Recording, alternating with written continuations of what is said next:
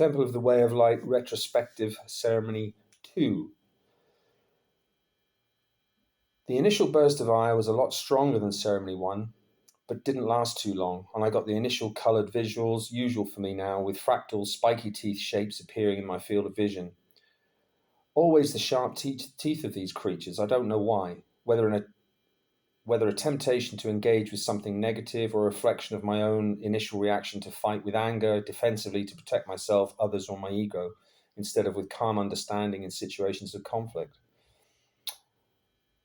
On the walk with the shaman in the forest to explain some of the plants on the grounds, he explained that the DMT-containing chacruna leaf is the female energy part of the Aya brew, and the more of this is added, the sweeter the taste and the more visual the brew will be, generally speaking. That's not the whole story, by the way, as I know now, because the shamans can have a massive effect on this within ceremony, on the effect that ayahuasca has for you, disregardless of quantities of chacruna in many respects, or the quantity of the drink you actually imbibe. So it's complicated.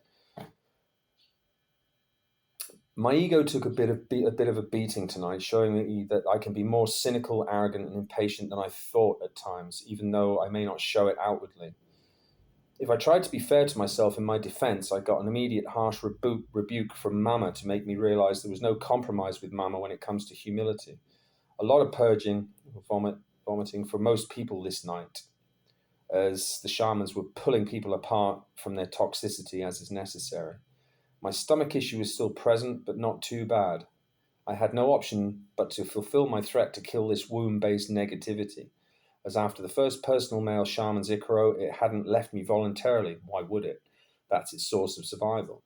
That's how negativity works, to feed and grow off the white side positive energy, of course, then spread elsewhere and so to others by your negative behavior, parasites. I imagined my replica SAS knife that I'd left with Mike back in the UK and showed it as an image to this thing, as a last chance to leave, or else it would be cut out of me, this manifestation of my sister's bastard stillborn succubus, or lifelong ingrained subconscious fear, anxiety-based entity that is so intertwined with my core being since my childhood. I went to the toilets to try to puke again, but couldn't, so sat on the toilet. I plunged my mental SAS knife into my intestines with a real hand motion multiple times, feeling no mercy for this thing, as I could not tolerate another day of my life being ruined by this thing, whatever it is.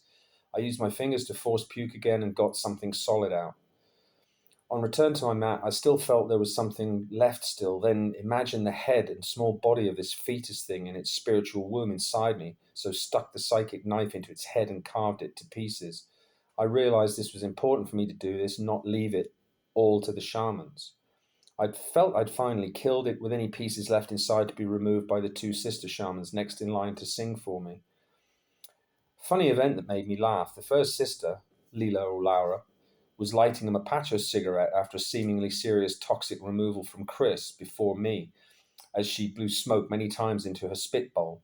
As she shuffled toward me in the dark, she seemed to psychically burn the side of my foot with the cigarette, so I felt it in mine, with a sharp sting in the side of my foot as I sat upright at the end of my mat to receive my healing song. She started laughing with either Claude or Juliana, the facilitators, as I did, wanting to ask her if she just burned me for a joke to wake me up. For insights into ways shamans see inside people, read Shamanic Voices by Joan Halifax. By the time of my fourth personal Icaro, I'd come out of visions a while and enjoyed a more relaxing, quieter song that really eased the remaining discomfort in my intestines. We had had a personal consultation yesterday afternoon as a no-ceremony day to discuss with the shamans our personal illnesses. I had thanked them for removing something of whatever it was during the first ceremony and hinted that they would know what it was, but they didn't offer any information to clarify. During a massage one morning after plant medicine, I asked the male shaman about my feeling of black magic being used on me by my sister, maybe putting this thing inside me, but he said it's best I don't know.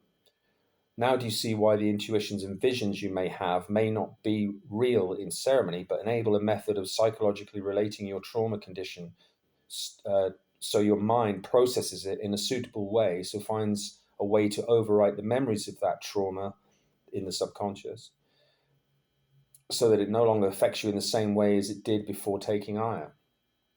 This night was so powerful in terms of shamanic magic used for toxicity removal.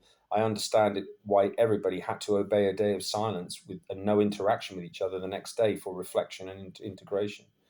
Mary Martha, the 25-year-old who had bawled, crying uncontrollably the first ceremony, was quiet in ceremony tonight.